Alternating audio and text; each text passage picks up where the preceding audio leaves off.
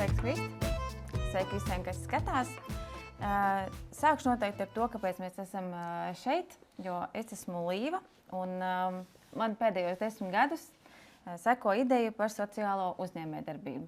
Un šo 10 gadu laikā šī ideja ir atnākusi, aizgājusi, izkristalizējusies un apaugusi līdz un salikt punktiņu uz i. Jo šobrīd pati esmu 2 dvīņu mamma, 2 bērniņu mamma, kuriem ir 1 gads. Un šis viss mammas periods ir līdz aizdomāties par daudzām lietām, arī par sociālo uzņēmējdarbību un tad beidzot to realizēt. Un Krists ir Labklājības ministrijas parlamentārais sekretārs. Un šajā sakarā ir ļoti daudz jautājumu, kas skar mani kā mammu un manu šī brīža loku mammas. Un ne tikai dvīņu mammas, trīņu mammas, bet arī mammas, kurām ir bērni 2 zem 2, 3 zem 3. Tas nozīmē, ka tas ir ļoti liels sloks, gan emocionāli, gan fiziski, gan arī materiāli. Tāpēc man bija 8 jautājumi, ko es uzdevu savām mamām, un es labprāt ar tevi viņus izrunātu, lai saprastu, kurā virzienā iet valsts, kurā virzienā iet pašvaldības, jo katrā pašvaldībā ir savi nosacījumi un atbalsts. Un kas mums, kā latviešiem, tomēr veicinātu šo demografisko situāciju un mani kā sociālo uzņēmēju atbalstīt mammas, ko salīdzinoši grūtā, noteikti izaicinošā dzīves posmā. Es varbūt sākšu ar pirmo jautājumu, lai ir tā uzreiz. Es uzdevu mamām, kas viņas mudināja kļūt par mamām, pieņemt lēmumu par ģimenes pieaugumu.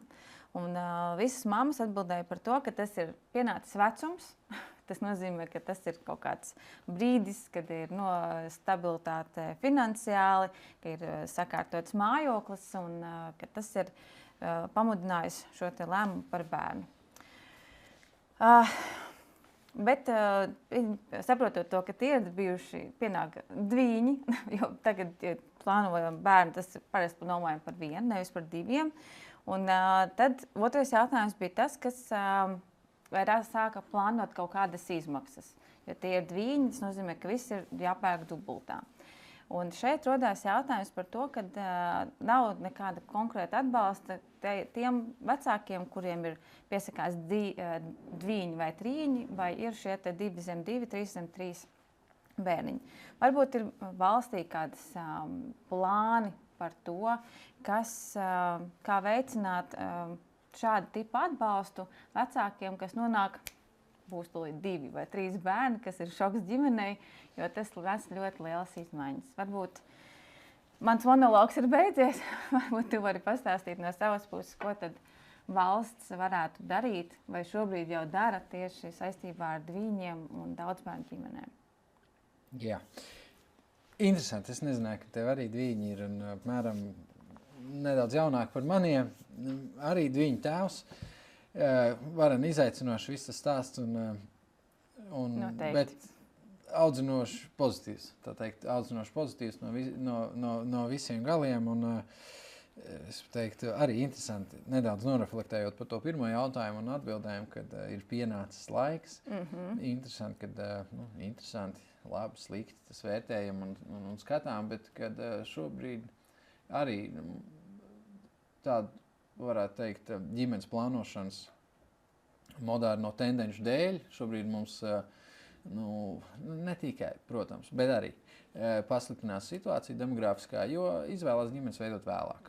Tad, kad ir šī stabilitāte, tad, kad ir, viss nokārtojies un savalkot atpakaļ ar dvīņiem, tas ļauj, ja pirmie piedzimst dvīņi, tad tas ļauj nedaudz, atgriezties atpakaļ tajā, kad lielāks, plašāks ģimenes ir iespējams izveidot.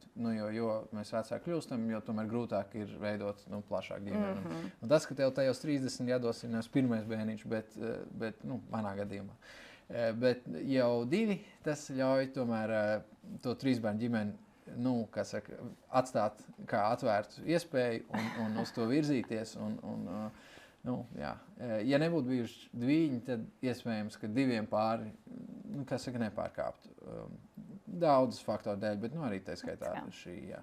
Un tagad tas paliek atvērts, un man kā cilvēkam no 3 bērnu ģimenes tas ir, kā saka, tāds pozitīvs maziņa tāda lietiņa, kad jā, es arī varēšu, kā saka, dot tādu pašu ārtavu, kā mani vecāki deva. Par to, kas pienākās vai nepienākās viņiem. Par to, kā saka, vienās dzemdībās ir piedzimuši 2 bērni.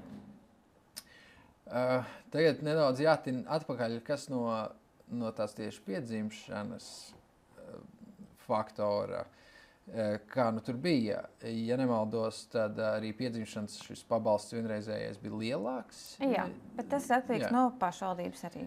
Jā, bet arī valsts, ja nemaldos. Valstī, kā tā bija? Tagad mēs arī viņu vēl pacēlām, tāpatās, viņš nebija pārskatīts kādu laiku, bet no 421 eiro pacēlām uz 600.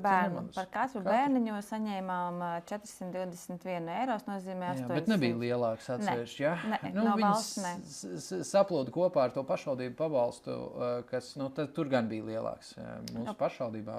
Pašvaldībās, jā, šis arī ir pilnīgi atsevišķs jautājums, kas mani mulsina. Tas man nav nekas jauns, bet tas man mulsina, jo saņemot atbildes no savām mamām par to atbalstu no pašvaldībām, tas lēciens ir 3 reizēs.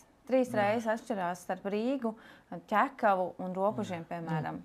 Jā, pieeja no pašvaldības. Jā, tas ar mani mulsina, bet es nepārtraukšu tev domu gājienu par... Jā, te vēl viens gan brīdis, ko es gribētu teikt, ka tieši par dvīņiem, pieņem, ka trīņiem un tālāk ejot, jau tā ir vēl nopietnāka situācija, bet tas atbalsts valsts un skatījums tāds nopietnāks, tas pats par sevi bija liels atbalsts. Mēs jutām tieši grūtniecības laikā, ka tā kā dvīņu grūtniecība ir paaugstināta riskā, tad mēs jutām ļoti lielu atbalstu tieši no, varētu teikt, māšu ģimenes ārstu puses un visas šīs pieejas. Mēs vienmēr bijām arī tā ģimene, kura bija īpašā uzraudzībā, īpašā pieskatīšanā un biežāk varēja iet un arī, teiksim tā, valsts apmaksātās tās un vajadzēja iet apraudzīšanas. Mums bija interesanti, ka no sākuma nepamanīja, ka būs 2, un tad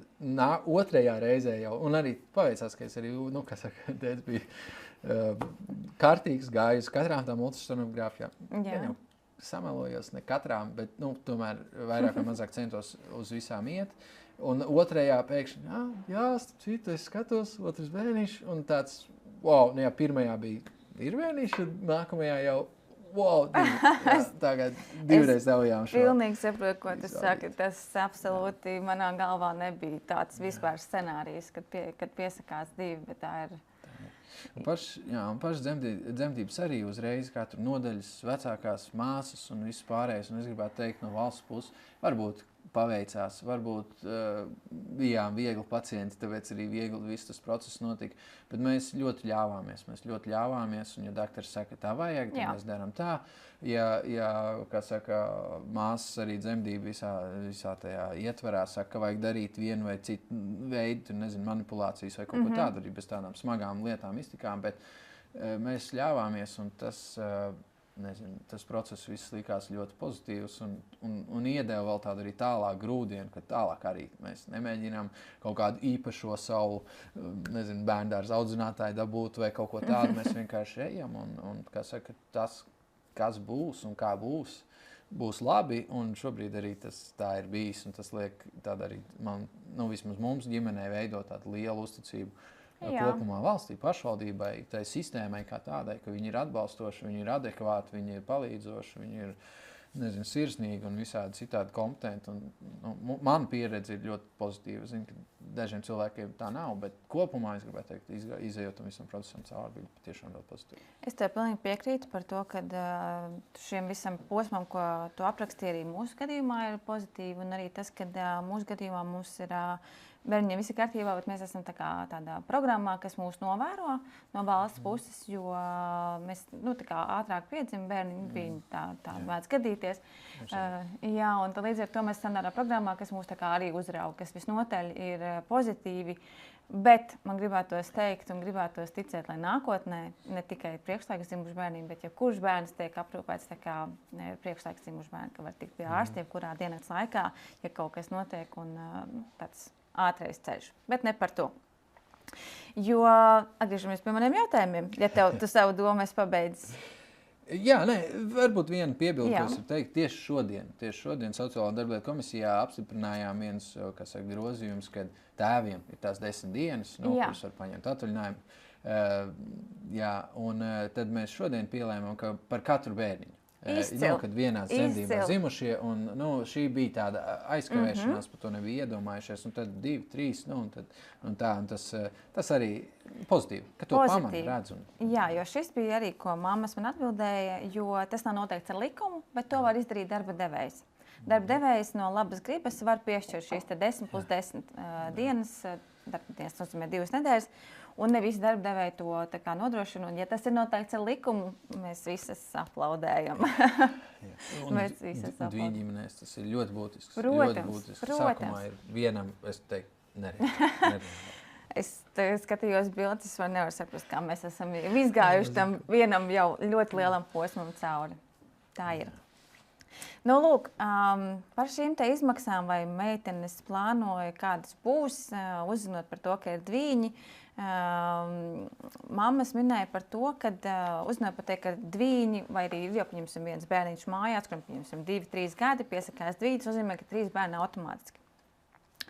Tas nozīmē, ka loģiski, ka katram augot gribās savu telpu, vietu, kur noslēpties arī mammai, tētim, lai šo ģimeni turētu kopā. Katram vajag savu vietu un telpu. Tas nozīmē, ka vajag lielāku dzīvesvietu. Jo ne visi plānojot otro bērnu nonāk pie 2 uzreiz. Un bija priekšlikums, ja tā ir utopija, ļaut sapņot, tad bija jautājums, varbūt ir kaut kādas iespējas šīs te jaunās ģimenes ar 3 bērniem, kas ir maziņi, kaut kādu atbalstu tieši dzīvesvietas iegādai. Samazinātu, piemēram, procentu likmi vai kaut kādu pirmo iemaksu, kuru var piešķirt. Es zinu, kā Altums to visu dara, bet tur ir savi kritēriji, jaunās ģimenes, un tur ir arī vecuma ierobežojums. Tur tomēr bija kaut kādi tādi punkti, kas nevienmēr atbilst tiem vecākiem, kas ir šobrīd tā kā manā tajā lokā. Jo bija gan par dzīvesvietu, gan arī par auto. Tāpēc, ka tie ir uzreiz 2 bērni vai 3. Un tas nozīmē, ka ar parasto vieglo mašīnu tas ir diezgan izaicinoši visiem 5 kaut kur aizbraukt no drošības viedokļa un vispārējā. Un salikt arī visus ratus iekšā. Un, tas dažreiz pat nav realizējums. Un varbūt šis ir tāds punkts, pie kura nākotnē var padomāt par atbalstu tieši auto iegādai, jo arī runa bija par elektroauto. Daudzas meitenes izteicās tieši par elektroauto. Jo, ja tas ir valsts atbalsts, bija, vai šobrīd ir, tas bija vispārīgs tas iegādai. Es nepateikšu, vai vēl šobrīd ir, bet varbūt tieši jaunajām ģimenēm šāda veida kaut kādu atbalstu varam sniegt un attiecīgi kaut kādā veidā to veicināt, to dzimstību atkal. Jā, atbalsts un pabalsts jau, viņiem nevajadzētu būt tam galvenajam faktoram. Protams. Un es arī domāju, ka nav.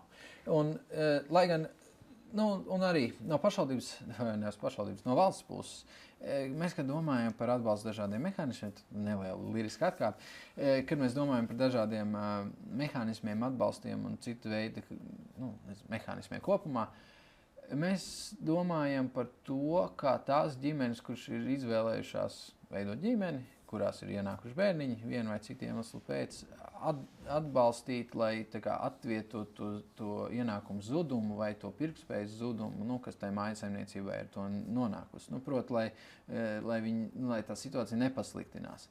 Un tad, ja mēs jo nevar tā tieši ietekmēt to demogrāfiju ar kaut kādu labumu dalīšanu. Tāpēc, man liekas, bērnus neviens neveido. Un, ja kāds veido, tad tā nav pareizā motivācija. Jā. Tajā pašā laikā par elektroauto. Par elektroauto tur, ja nemaldos, Klimata enerģētikas ministrija atrada papildus līdzekļus, un tā programma virzīsies atkal. Jo viņai bija liels pieprasījums, un bija kaut kas beidzies, cilvēki vēlējās. Jā.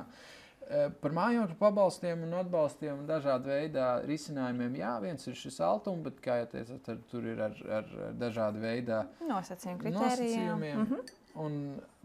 Bet arī šos jautājumus risina pašvaldība. Un te ir atkal pašvaldība šos jautājumus risina skatoties vairāk no tā, vai tā nepieciešamība tur ir, vai viņa nav, vai nepakrīt, jo ienākot jauniem apgādājumiem ģimenē, nerad šīs ģimenes iekrīt kaut kādā drošības tīklā, kurš ir paredzēts atbalstiem. Tur mājokļu pabalsts, garantētie minimālie ienākumi, varbūt kādām citām atsevišķām pašvaldībām ir arī kādas programmas, kas mēģina atbalstīt. Kopumā no valsts puses, ja mēs gribētu tādu visaptverošu sistēmu piedāvāt cilvēkiem, es baidos, ka to būtu sarežģīti izdarīt. Tas visticamāk būtu kaut kas līdzīgs kā ģimenes valsts pabalsts, bet tad jau ceļam ģimenes valsts pabalstu un tad atbalstam visus. Ja mēs mēģinātu tikai mājokļu jautājumiem, tad kādam ir tās problēmas no mājokļa, kādam nav tās problēmas ar to mājokļu. Tas ir tik individuāls jautājums, ka valsts kopumā to tā atsevišķi nerisinās. Tas iekrīt pašvaldību funkcijās. Mēs viņus varam stiprināt, mēs viņus varam mēģināt kaut kā citādi atbalstīt, bet laikam es neredzu, ka valsts uzņemsies to. Jo vai visiem visu, vai labāk neķerties klāt. Tur, būs tas slavenais 7 eiro pabalsts. Tad cilvēki pat nedaudz ņirgāšanos uztver, un viņš strādā kā tāds simbols nekompetencei vai nespējai drīzāk. Noteikti, ja mēs darām, tad darām priekš visiem, nešķirojot, kuram ko dod. Bet, varbūt, no valsts puses. Jā. Es saprotu, jā, bet atgriežoties nedaudz par tām pašvaldībām, kāpēc tik ļoti atšķirās šie pabalsti? Vai tev ir kaut kāds savs viedoklis šajā? Gribētos domāt, ka tas ir, un es domāju, ka lielā daļā tas tā arī ir. Es ticu, ka visas pašvaldības grib rūpēties par tām ģimenēm, kas ir viņas pašvaldības teritorijā, un ka tā ir prioritāte šīm pašvaldībām. Taču tā rocība ļoti būtiski atšķirās. Pierīgas pašvaldības ir labi zināms, kad ir draudzīgāks ģimenēm ar bērniem un vispār kopumā, jo viņām ir vairāk šo uzņēmēju, vairāk šo cilvēku kopumā, kas tos nodokļus atnes iemaksā, un attiecīgi tās iespējas arī ir daudz lielākas. Šīs pašvaldības ir spēcīgākas, viņas spēj nodrošināt šos pakalpojumus. Pašvaldībās ar maz iedzīvotājiem vai ar izteikti lielu, varētu teikt, infrastruktūras tīklu uz vienu cilvēku, tās izmaksas, kuras viņai jāvelt uz tās, uz tās esošā saglabāšanu pret to cilvēku skaitu, kas tur ir vienkārši milzīgas. Un tāpēc viņas nevar tos papildus kaut kādus atbalstus nemaz sniegt.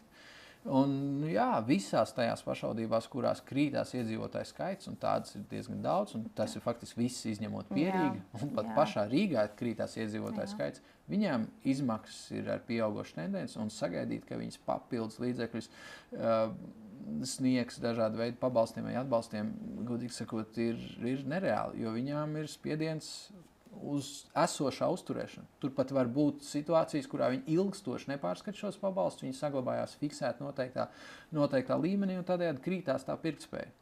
Jo idejiski jau vajadzētu viņus vai piesaistīt, vai regulāri pārskatīt, lai tā pirktspēja tam pabalstam nekrītas. Bet, Jo skatoties arī to, ko tu tieši saki, gan Rīgā, gan reģionos iedzīvotāju skaits ļoti stipri sarūko, pieaug tieši ap Rīgu, Rīgas rajonos. Ļoti negribētos, lai tie reģioni arvien vairāk noplūk, jo šobrīd uz to viss arī iet. Varbūt tāds mehānisms tieši, kas atbalsta jaunos vecākus, jaunās ģimenes, tieši kaut kādās reģionos pašvaldībās motivētu, tevi, piemēram, vai mani pēc gadiem 10, tomēr atgriezties reģionā un veikt tur savu uzņēmējdarbību, vai no turienes strādāt un tomēr būt tur.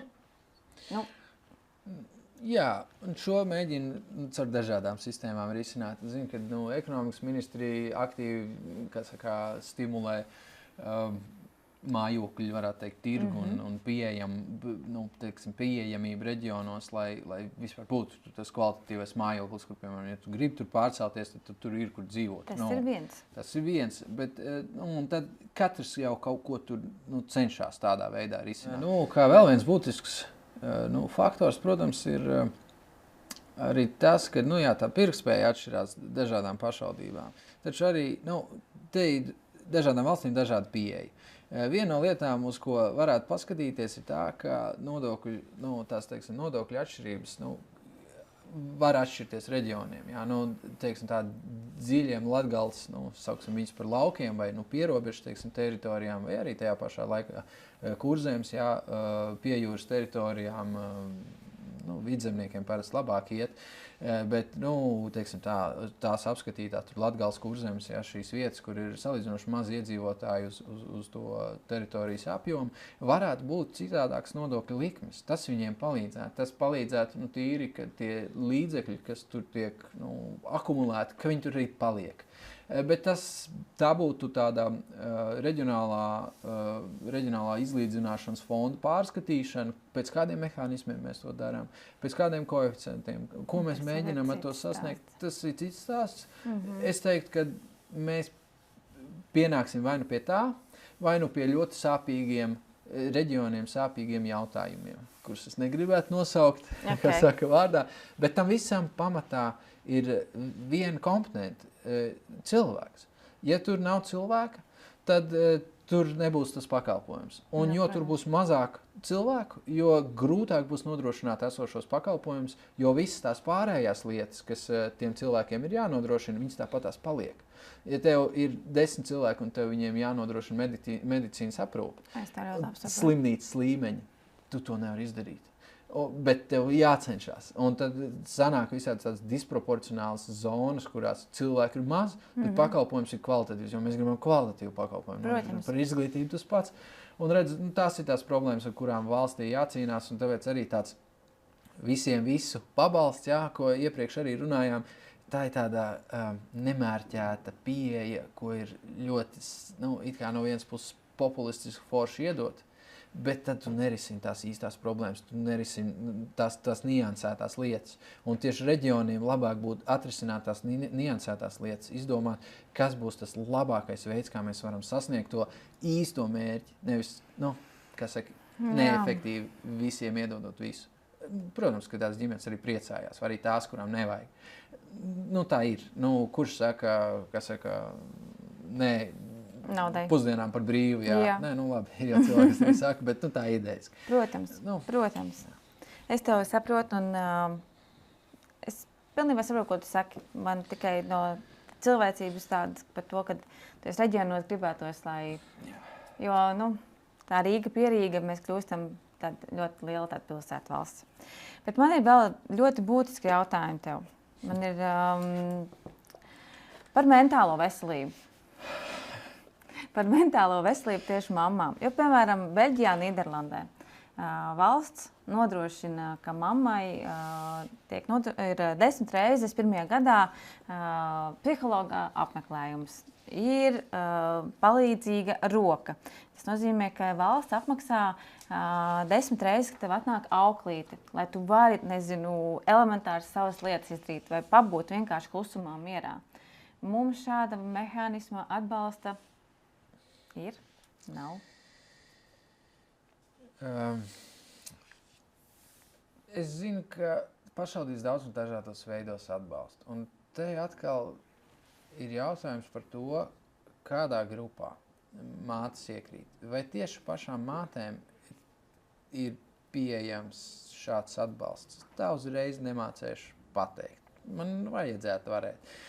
Bet iespējams, es nezinu, un ja es nezinu, tad man gribās teikt, ka tāda nav, bet es nezinu, vai tāda nav. Iespējams, kad iekrīt. Es neesmu mācis, man tas neatiecās, un zinu, ka man sieva nav izmantojusi tādu pabalstu. Par to ikdienā ļoti skaļi nerunā vairāk, un šobrīd reāli, problemātisks jautājums ir aizbildņiem auģu ģimenēm šajā sektorā. Bet tur ir atkal šis psihologa atbalsts ir ar citu domu. Protams. Krīzē nonākšana bērnam, jo tā ir diezgan, tur ir liels problēmas. Tas, diemžēl. Gribētu piekrist, ka mātes ar 2 bērniem nereti atrodas psiholoģiskā lielā spriedzē. Tas pavisam noteikti nav viegli, un, kas saka, ir īpaši tādā, mēs esam 2 gadnieku posmā, pirms tam arī gadnieku posmā, un gan jau, ka 3 gadnieku, 5 gadnieku un tīņu gados arī nebūs viegli. Katrs posms nāk ar savām lietām. Un, tā teikt. Un noteikti, ka ģimenēm psiholoģiskais atbalsts noderētu. Visiem cilvēkiem psiholoģiskais atbalsts noderētu. Un, tas ir kaut kas, par ko padomāt. Vai viņš ir prioritārs? Es gribētu teikt... Saki jā. Es gribētu teikt, jā, bet mums ir daudz prioritātes. Noteikti, jo šis bija vienkārši tas punkts, es tev vienkārši pārtraukšu šajā brīdī, tikai tā jums dēļ, kad šis ir tas punkts, ko visas mammas saka, kur visi par to runā, neskaļi. Jā. Neviens to nesaka skaļi. Neviena mamma nepateiks, ka man ir grūti, kad viņa nevar palūgt palīdzību, vēl kaut kāds, ka mēs varam pašas, un sieviete var visu. Bet tas pats sākums, kāpēc vispār mēs esam šeit, par to man sociālo uzņēmumu, ir viens bloks, ir tieši šī psiholoģiskais atbalsts, tāda kopienas radīšana tām mamām, kurām ir vajadzīgs atbalsts. Iedot bērniņu pieskatīšanai auklei un pabūt mierā ar sevi, piemēram, vai pabūt kopā ar citu mammu bez bērniem un pārunāt varbūt ne bērnu lietas, bet absolūti kaut ko citu, jo tas gads vai pusotrs, kamēr mamma atrodās bērnu kopšanas atvaļinājumā, kurš nav atvaļinājums, tas ir tāds kopšanas periods, lai viņa pēc šī perioda spētu atgriezties arī darba tirgū. Jo ne visām mamām ir pieejams auklas, ne visām mamām ir mammas, omes, kuras var palaist kādā brīvsolī. Un tas nozīmē, ka šis te posms, kamēr mamma ir ar bērnu, pa lielam, tātanojas par tādu teicienu, bet neko citu bez bērnu neredz. Un šī atgriešanās darba tirgū, tas viss notiek, tāds ripuls. Un pēc tam mēs tā kā nevaram saprast, kāpēc tā mamma nevēlās otru bērnu, ja tas ir pieņemsim viens bērniņš. Jo tas viss, kam mamma iziet cauri no grūtniecības līdz tam pusotram gadam, kad iegriežos darbā, tas ir ļoti tāds rollercoasters, baigais tāds amerikāņu kalniņi. Un tāpēc tas psihologs, es nezinu, cik tas pašvaldībai vai valstī var izmaksāt, cik lielu robu tas budžetā var iedzīt, bet psiholoģiski tas, Jā. Tāds punktiņš uz i, lai arī ģimenes starp citu paliek kopā. Jo tā spriedze noteikti ģimenēs ir kā kurā, bet noteikti ir. Jā, un es gribētu teikt tā, es absolūti nepretojos tam. Es piekrītu. Labi. Es piekrītu, un, kā saka, es esmu arī tajā vidē, kurā, pats psiholoģija arī mācījos. Man ir saprotams tā problemātika. Un man ir saprotams, no kurienes, kājas visā tajā aug. Un pat ar visu to, kad mēs jau kārtīgi runājam par visām problēmām, izrunājam viņas, neapspiežam dažādu veidu problēmas. Tāpatās pēc savas būtības tas spiediens ir ļoti liels, un viņu izjūt kā es, tā sieva. Un, ja es varu, es aizēju uz darbu, atnāk mājās, otrais darbs sākās, tad sievai nebeidzās pirmais darbs. Un viņš nekad nebeidzās, viņš naktī nebeidzās, viņš dienā nebeidzās, viņš nekad nebeidzās. Un tikai dabūna virsstundas jau tā, dubulto slodzi un tajā brīdī, kad bērniņš saslimst. Un tas psiholoģiskais spiediens ir abnormāls. Es gribētu šeit mazo reklāmu iedot, ka tie darba devēji, kuri pieņem darbā mātes pēc šī, bērnu kopšanas staucamā atvaļinājuma, viņi īstenībā pieņem darbā mentāli ļoti spēcīgus cilvēkus. Ja viņi to savu mazo bērniņu nav ar vieglu humoru nogalinājuši tajā visā periodā, kur tev spiediens ir milzīgs, tad tikt galā ar mazajiem untumiem, kurus darba vidē kolēģi varētu radīt vai liekas pulkmīs. Jūs dabūnat patiešām spēcīgi, labi apmācīt, personīgi labi apmācīt cilvēku, kurš māk tai skaitā arī runāt ar cilvēku, kas nemāk runāt. Tā ir ļoti augsta prasme tāpēc savas būtības. Mazā reklāma mātēm, pieņemiet viņas darbā, viņas ir ne tikai to pelnījuši no ētiskā viedokļa, bet viņas arī ir augstu kvalificētas darbspēks. Es tev pilnībā piekrītu. Jā, bet par to vai valstī un ko valsts varētu darīt, tas man jāsaka tā, stundas likuma psihologam ir gana liela, tā nepieciešamība māržu ziņā ir arī gana liela. Šis būtu populārs pakalpojums vai populāra iespēja, ko izmantot daudzi. Un tad ir jautājums, vai mēs to varam nodrošināt un ko mēs varam nodrošināt. Jo arī par tām audžu ģimenēm tajā brīdī, kad mēs nodrošinājām un devām šo pakalpojumu, problēma radās ar to, ka šis pakalpojums, ko var valsts atļauties, būtu kā krīzes situācijām. Bet mātēm jau šeit velk, manuprāt, uz terapiju. Kopēju terapiju. To nevar vienā vai divās sesijās izdarīt. Nē, noteikti. Ko līdz tas kļūst vairāk? Valsts finansiāli nevar to atļauties. Tie būs 10 miljoni. Un bams, tur mēs atduramies pret finanšu ministriju. Ideja. Jā, bet runājot ar Ašrādu. Tu saki, ka tu pats esi psiholoģijas students. Es izstudēju līdz 2. kursam, pamatu visu to apmācības programmu izgāju, labas atzīmes un visu pārējais, piedzim bērni. Es pat, arī negluži, nomainīju studiju virzienu, un pēc tam piedzim bērni, un es neturpināju studijas tā arī. Bet es arī negribēju būt psihologs. Es gribēju apgūt šīs zināšanas, iemācīties. Tās ļoti vērtīgas zināšanas. Vērtīgas zināšanas. Bet katram šim studentam, kurš mācās psiholoģiju, ir jāaiziet prakse. Pareizi. Un es zinu, ka katram studentam ir tur noteikts tas stundu skaits, kas ir jāaiziet, un ar tiem cilvēkiem jārunā, lai būtu šī prakse. Varbūt šie pēdējie kursu studenti, kur mācās šobrīd 5 gadus, 5. kursa students, ir šis te cilvēks, atbalsta persona tai mammai, jo viņam vajag nevis bezmaksas, bet viņam vajag šīs te stundas, kuras ir jāsakrāj, lai tu spētu pēc tam kvalificēties tālāk. Savukārt mammai, viņai jau vajag atbalsta personu, kurš vismaz saprot virzienu, kurā jārunā. Nevis tur draudzeņi, jo draudzēni vienmēr pateiks to labāko, ka tur tas ir pareizi tā, kā tu saki, un tas, ko tas otrs cilvēks saka, ir nepareizi. Tas draudzenis vienmēr tā saka. Psihologs skatās bišķiņ tā ārpus un dod to skatījumu. Varbūt šis, tev nav jāatbild, vienkārši paturi prātā, varbūt kā ideja nav slikta. Man pat ir mazā atbilde. Labi. Tajā brīdī, kad mēs skatāmies uz sociālajiem darbiniekiem, kā profesionāļiem, ģimenes un ģimeņu jautājumi tiek skatīti kā īpaši sarežģītie jautājumi, kur studentiem neļauj ar viņiem strādāt, kamēr viņi nav ieguvuši kvalifikāciju, zināšanas. Un tas varētu šeit radīt tādu nedaudz analoģisku situāciju.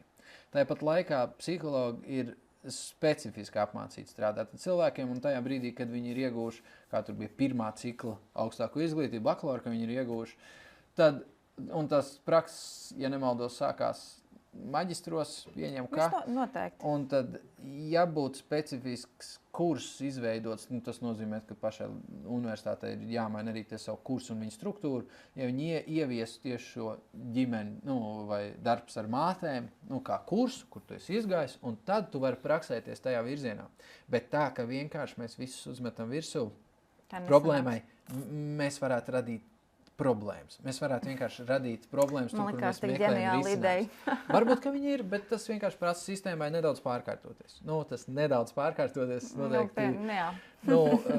Teiksim tā, ja tu esi nokārtojis kursu, kurš saucās un ir radīts tieši terapijai ar mātēm, specifiski tam radīts, tu esi viņu nokārtojis, dabūjis savu to atzīmi, tu, kā saka, esi izmācījies, tad tas, ka tu neesi apguvis kaut kādas zināšanas attiecībā par, darba psiholoģiju, pieņemsim, pilnīgi spekulē, nevajadzētu būt tam izšķirošajam faktoram, jo tev tās specifiskās zināšanas ir.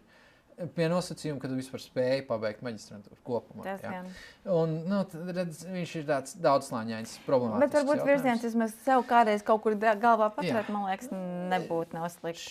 Varbūt. Šeit pašiem psihologiem varētu uzdot to jautājumu, kā viņu asociācijas un tās, kā saka, kasta kopumā skatās uz šo, jo alternatīva jau arī nav laba.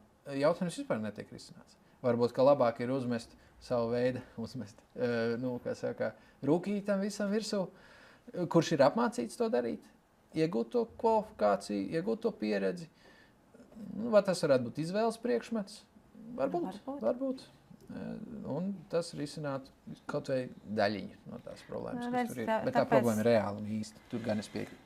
Jā, tāpēc es saku, kāpēc tas mans sociālais uzņēmums, tas jau nav tā, ka es atrisināšu tagad visas valsts problēmas vai visas, nezinu, sieviešu problēmas, bet tas ir vismaz kādai, kaut vai 10 cilvēkiem, un es jau jutīšos labāk.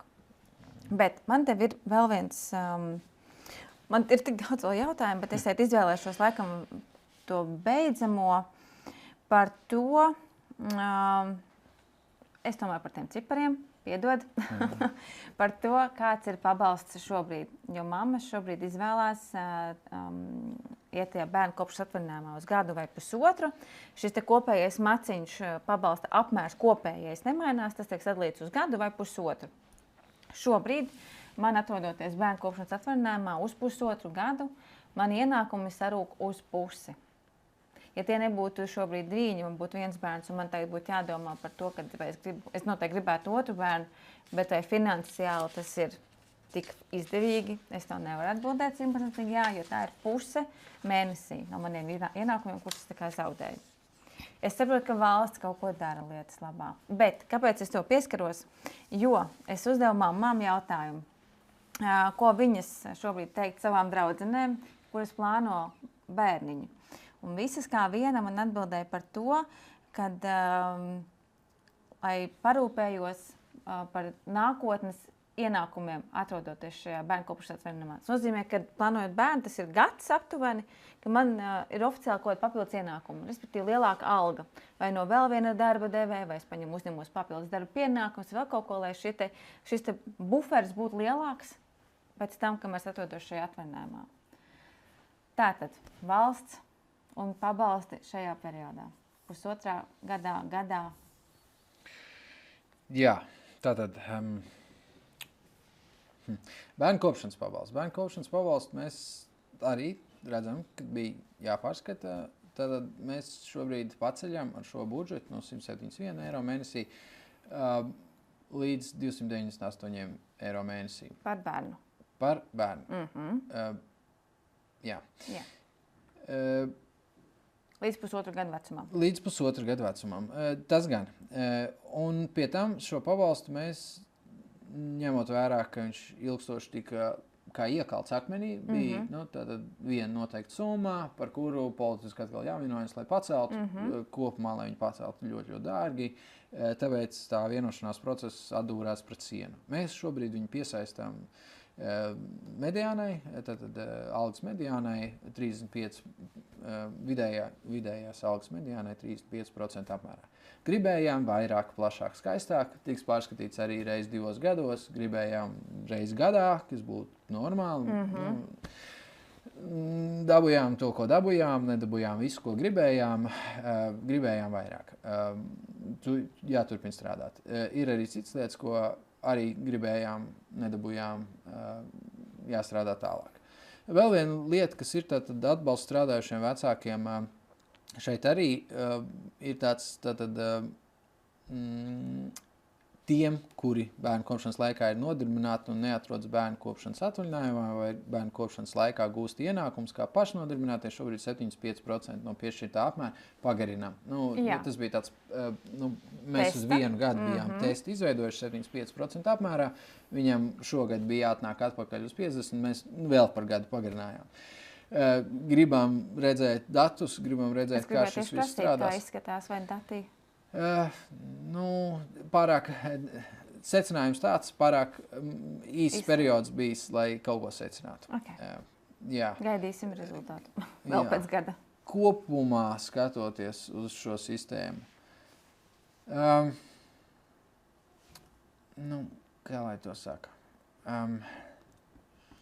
Ja pirms tam cilvēks nav strādājis, tad šis ir ļoti problemātisks periods un ir jāpielasa klāt vēl papildus citi pabalsti, atbalsti, jāiet un jālūdz palīdzību. Un citi tīkli tur atpakšā ir, jo tā summa, kas tiek saņemta, nav kopumā ļoti liela.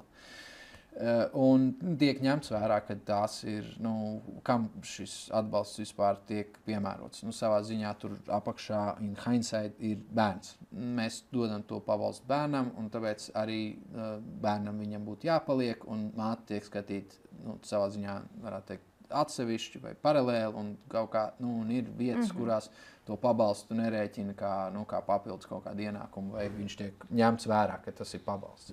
Un tāpēc ir sistēmas, kur tur par mājokļu pabalstu pašvaldībām vai kaut kādiem garantētiem minimāliem ienākumiem, kur var saņemt tomēr vairāk. Vēl arī no pašvaldības pielasīt vēl papildus klāt, līdz, dzīvošanai atbilstošākam kaut kādam ienākumam. Tā ir, un te ir tās problemātikas. Un, kāpēc vispār tie pabalsti un atbalsti tā sistēma šeit ir, jo, kāpēc mēs viņus ceļam un kāpēc mēs par to tik daudz runājam. Un arī kopumā politikā tiek uzsvērts, ka ir tāda krīzes situācija un ka šis ir smags temats, tāpēc, ka tās ģimenes, ienākot bērnam ģimenē, šīs ģimenes tiek, tas spiediens palielinās disproporcionāli. Viņš ir ļoti liels, un mēs varam nonākt situācijā, kurā ģimenes ar bērniem iekrīt nabadzības, tādā slieksnī iekšā, un viņām nav tāda normāla veida, kādā tikt ārā, jo viņas nevar iet uz darbu. Un ja vēl tā ir māte, kas saka, bez tēva, jā, ar bērnu, tad atkal, ir ļoti problemātiska tāda situācija. Ja vēl tie būtu viņi, vispār, katastrofāls līdz situācija. Tā. Bet mēģinam atbalstam, cik vien varam, stiprinam to sistēmu. Atkal, tas vienmēr ir zobu sāpes visā tajā kaut ko mēģināt kustināt. Katrs zobratiņš ir miljoni tajā visā stāstā, vien lielāki vai mazāki. Un tāpēc tas viss notiek tik kūtri un iesaldējās. Un negrib neviens piesaistīt mediānām, negrib neviens automātiskās indeksācijas, jo viņas ir dārgas. Un visi grib labāk helikopteru naudas uztaisīt pirms vēlēšanām, kā sakārtot sistēmu pēc būtības. Un tas nav tikai uz šeit, bet vispār pabalstu sistēmu kopumā. Neērti runāt par šo tēmatu, tāpēc, ka tur vēl ir daudz darba priekšā. Bet, manuprāt, mēs arī liels soļus esam spēruši tieši ar to, ka mēs patiešām šos pabalstus esam pārskatījuši, mēs ārpus ģimenes aprūpē esam pabalstus pārskatījuši. Viens lielais mājasdarbs, kas mums ir palicis, patiešām ir palicis, ir ģimenes valsts pabalstu pārskatīšana. Bet šogad arī budžetā mēs varējām redzēt priekšlikums iesniedzam, arī Labklājības ministrija gāja un stāstīja un rādīja. Konceptuāli esam ar visām 4 par. Mums pretī, diemžēl, ir citas prioritātes, kuras iegūst savu priekšroku un pārskatīt to vienu atsevišķo kaut kādu vienam bērnam vai 2 bērniem vai visai sistēmai kopumā. Visai sistēmai kopumā, ja es nemaldos, tie bija 200 miljoni gadā. Un mēs runājam par to, tās lielās lietas, ko mēs šeit ieguvām. Mēs šeit ieguvām atbalstu ģimenēm un bērniem 49,7 miljoni. Tad reiz, faktiski šis, reiz 5. Tas ir tikai to vienu pārskatīt. Tāpēc mums viņi arī neiedeva. Un pārskatīt pirmajam vai 3. vai visiem. Ja visiem, nenormāli dārgi. Ja vienam tikai, pirmajam, piemēram, tikai ļoti dārgi. Tikai ļoti dārgi. Tāpēc, ka tur jau ir visvairāk. Tur ir visvairāk, jā. Un tad atkal, tā ir tāda sarežģīta situācija. Es tev pilnībā saprotu un gribu pateikt to, ka pilniem gadiem šī sistēma ir sāka kustināt. Tas visnotaļ ļoti labi. Un atliek tikai tad, kad tev būs 3, kad sistēma būs sakārtot tā. Līdz 3. Jā, tu vari sev kā mērķi uzlikt. Dvīnišiem dabujām kaut ko cauri. Un tagad, kad būs 3, tad ne tikai 3+ kārtē vēl kaut kādi miljonus bonusi un atvieglojumi, bet arī tieši valsts atbalsts. Super, Krista. Man ir ārkārtīgi liels prieks. Es ceru, ka arī manas mammas dabūs kādu atbildi šiem saviem jautājumiem, savām bažām, raizēm. Un atliek tikai domāt par to, ka mēs ejam pareizā virzienā valstiski. Un arī es kā uzņēmējs topošais daram labu. Un lai tā arī tas iet uz priekšu, manuprāt. Varbūt tev ir kāds vārds, ko tu gribi pateikt pašās beigās? Jā, es gribētu piekrist, ka mēs ejam pareizajā virzienā, bet tajā pašā laikā atzīt, ka darba priekšā vēl ir ļoti, ļoti daudz. Kā jau mēs te identificējām, ir tādas vietas, ko mēs zinām, redzam, bet tur ir ļoti grūti pakustēties un kaut ko sākt darīt, jo ir arī tās citas lietas, kas, un tad tā prioritāšu visā tajā mazglā atrast tās svarīgākās lietas, salikt pareizi tos akcentus, manuprāt, tā ir tā efektivitāte visā tajā sistēmā. Cerams, ka mums izdosies ar gadu uzlabot situāciju un attiecīgi arī demogrāfiju. Vai ne? Kā saka, lai mums izdodas 3., 4. bērni tiem, kuriem ir 2. bērni tiem, kuriem ir 1. un 1. bērni tiem, kuriem ir nav vēl bērni, nenožēlosiet. Manuprāt, mēs varam absolūti piekrist tam, ka Noteikti. Nenožēlojam bērnus. Bērni ir fantastiska lieta. Stāv pāri visam šim. Absolūti. Tieši tā. Forši. Paldies tev liels un ceru uz tikšanos vēl kādā reizē. Jā, paldies. Čau.